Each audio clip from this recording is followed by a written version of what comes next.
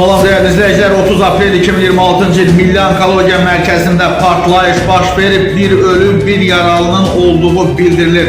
Milli Onkologiya Mərkəzində baş verən partlayış nəticəsində xəsarət alan Şua Diagnostika Şöbəsinin həkim radiologu Asif Nəsirlinin fotosunu təqdim edirik. Değerli izleyiciler, və qeyd olunur ki, deməli, mərkəzdə partlayış hadisəsi Şua Diagnostika Şöbəsində baş verib.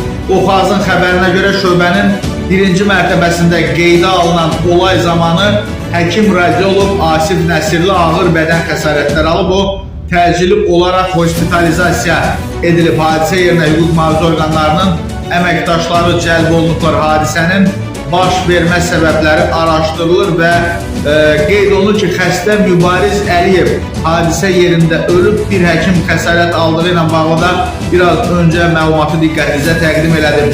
Hüquq mühafizə orqanları hadisə yerinə cəlb olunub, faktla bağlı araşdırma aparılır.